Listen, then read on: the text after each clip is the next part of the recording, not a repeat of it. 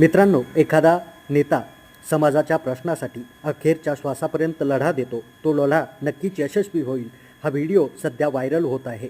आम्ही भाजीपाला विकलाय, आम्ही हमाली केलेली आहे, आम्ही टेलरचं काम केलेलं आहे, आम्ही चहाच्या दुकानामध्ये काम केलंय, बुटाच्या दुकानामध्ये काम केलंय, सगळ्या पद्धतीचे काम केलंय. एवढंच नाही तर कन्स्ट्रक्शन मध्ये महिलांच्या सोबत गोण्या उचलायचं काम सुद्धा मी केलं.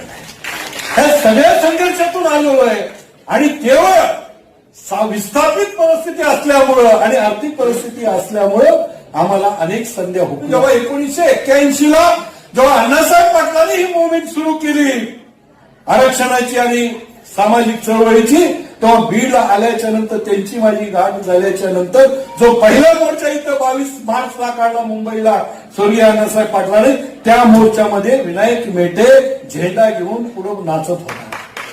त्या मोर्चामध्ये तेव्हापासून जो झेंडा घेतलेला आहे तो आजही तसाच आहे आणि तुमच्या सोबतीनं मरेपर्यंत सोडणार नाही एवढा मी निश्चित.